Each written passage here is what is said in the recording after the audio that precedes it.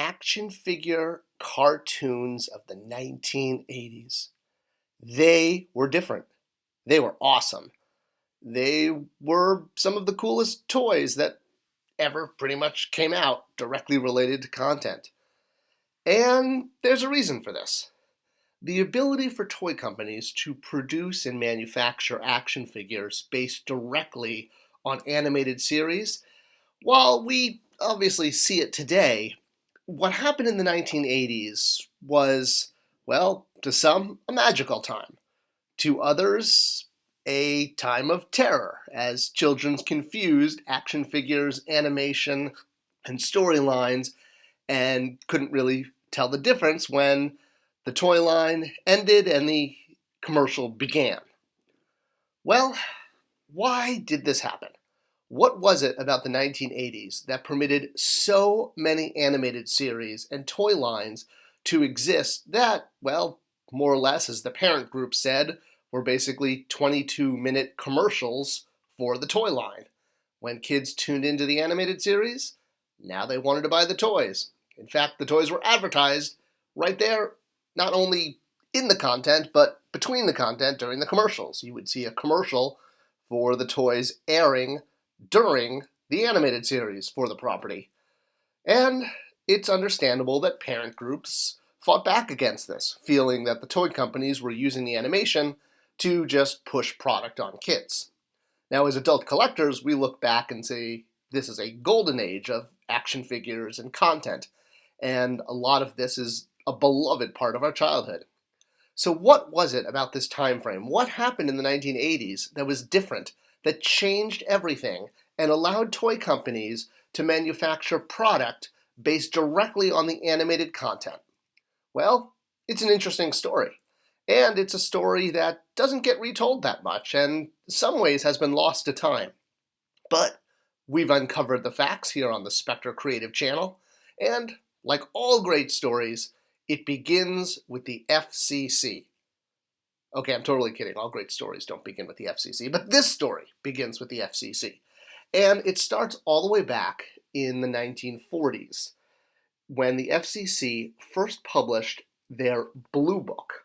They still put this out today, but the first edition came out in 1946. But each year they put out a book with the regulations for broadcasting, television, telephones, and now the internet. And a lot of this was to help control the difference between content and product, how much advertising could be on a TV show. This was especially pertinent for children's television. And in the 1960s, specifically 1968, Evelyn Sarson and Peggy Charon started a group called the Actions for Children's Television, or ACT. It was a grassroots group that grew to over 20,000 members. Their first target, Romper Room. Do you remember Romper Room? Yeah, everyone wanted to be part of Romper Room and be in the magic magnifying glass. Well, Romper Room was targeted by ACT, or again, Actions for Children's Television, because in addition to having a show aimed at kids, on the show, in the content, they used and more or less advertised toy product that was based on the brand. So in the middle of an episode, the host would bring out a Jack-in-the-Box that was based on Romper Room IP and play with it with the kids. And naturally, parent groups felt that this was not right, that you were advertising toys in the content. Another example was the Mattel Hot Wheels show from the 1960s. It was named after the toy line, and while it didn't have necessarily commercials for the toys, as they argued, it did prominently show different Hot Wheels, although in real life, in full size, with the stars of the show driving them. There were a lot of arguments made back and forth, and eventually the show was taken off the air after 2 years, even though it was felt that arguments on neither side really won the battle, or at least proved their point entirely. There was just too much mud in the air to really continue, and it was better to let the show go. The argument really came from the idea of how children's brains work, and the fact that children can't necessarily distinguish the difference between an animated show and an animated commercial. And that was why bumpers were created. You remember these? The whole, we'll return after these messages, we'll be right back. The reason these were added was because this helped children differentiate the difference between the show and the commercial. So they could see that the commercials were not part of the show and part of the entertainment. This was what many parent groups, and correctly, felt was the problem, was as children watched the commercials, they saw the commercials as part of the TV show. Well, all of this changed in 1980 when this man came to office. President Ronald Reagan, 40th President of the United States, and he was very big into deregulation. Probably in part because of his background as an actor and the fact that he was from the entertainment industry, and he felt very strongly that the free market should determine how commerce worked, and he appointed a new FCC commissioner by the name of Mark S. Fowler. Fowler headed up Reagan's vision and really drove home the idea that the free market should be determining what happens in commercial television, and that broadcasters and manufacturers should be free to advertise and make what they wanted.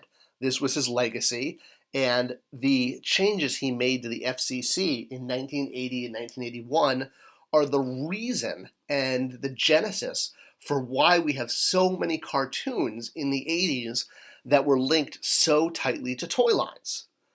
He was basically following along in the philosophies of Adam Smith, who essentially established the idea of a free market would determine who made money and who lost money. People had the right to make these decisions on their own. And he applied this to children's television for the first time. And despite protests from parents, well, it took off. The first IP to take advantage of these new rules was actually Pac Man, brought by Nintendo. They created an animated series based on the beloved arcade character, and it did rather well. It didn't have a toy line, but it did promote directly to the video game. This was just the start, though. By the mid-80s, toys and toy-based TV shows were up 300%, with over 40 on the air by 1985, 1986. And while parents still wanted to try to regulate some of the content and tone down the violence or have at least some censorship abilities, there wasn't a way to stop the floodgates. They were now open. The new FCC chairman and the new rules under President Reagan absolutely opened the way officially for toy companies and animation companies to come together and, well, more or less produce 22-minute TV commercials for the toys. Now, not all of the toys in the animation linked exactly to the product. The attack track from Masters of the Universe didn't quite look like the toy that Mattel put out, and this has still been the bane of many collectors today, wanting to either see a toy of the animated version or to see the toy version show up in animation. The king of all of this, though, was Kenner and GI Joe. They had it down to a science. They were not only able to produce the toys, but they were able to replicate the toys exactly in the animation, and they would have the characters refer to them by their toy name. So this wasn't a tank, this was the Avalanche. So you would hear characters say, "Quick, to the Avalanche!" And then there would be a commercial for the Avalanche in that episode. The pairing of toy to animation to toy commercial during the animation was at its height during GI Joe. They perfected it. And when we look back at this time as a true golden age of getting amazing toys and amazing content, there were definitely parent groups that saw this as shamelessly bowing down to marketers and selling, well, in a way, selling children's souls. It really wasn't an issue, though, until this guy popped up. Well, not specifically this guy. I love Captain Crunch. But using Captain Crunch as a metaphor for all of the animated cereal mascots that popped up in the 80s. A lot of them had been created decades earlier, but the 80s was really when they came to the forefront. An example is you'll notice on all the box art, all of the animated characters are always looking down. This is so they can make eye contact with children. Go ahead, check it out at your local grocery store. Once you see it, you can't unsee it. They're all looking down at children directly to make eye contact. And that was part of the emotional connection with the cereal and with the mascots. By putting them into animated content as the commercials, there was a blurred line between content, commercial, and now sugar cereal, or what's classified as junk food. And this is really what pushed things over the edge for parent groups and Congress. They started seeing this as a real problem. And of course, while there was the opposite with things like Crest fighting against the cavity creeps, also using animation to push toothpaste, at the end it was felt that food products in general using animation, which children couldn't distinguish between the animation, the show, and the product because of how their brains function, well, this was the problem, and something had to be done. So the timeline in the 80s when there was basically free reign between animation, manufacturers, commercials, and content, this came to an end in 1990 with the Children's TV Act. Congress passed new legislation once Reagan was out of office. In fact, one of his last acts in office was to veto a similar act. So they had to wait till he was gone. And once he was out of office, new regulation and laws were passed, essentially ending the golden age of toy animation. No longer could you advertise product directly on shows, and there had to be a clear differentiation going into the advertising. Now, it's interesting, though, that while many parent groups and Congress saw this as a bad thing, for many of us who grew up in the 80s, this was the greatest part of our life. Getting these toys that showed up on the TV show and getting to see them come to life was magical. And it's what really inspired our play. And for a lot of us, it inspired our careers and our passions as we all grew up to become adult collectors. The reason, I think, that there's so many adult collectors today is because of this magic moment of seeing your toys come alive in animation in the 80s.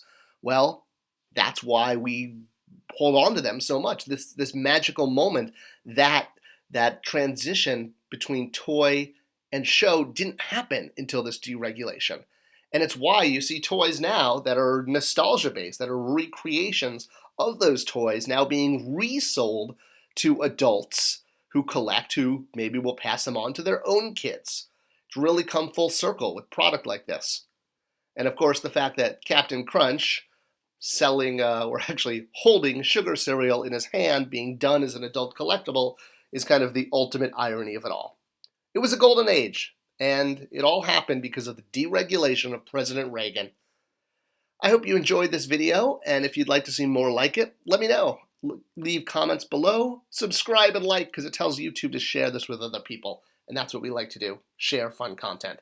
Thanks for watching, and I'll see you in the next video.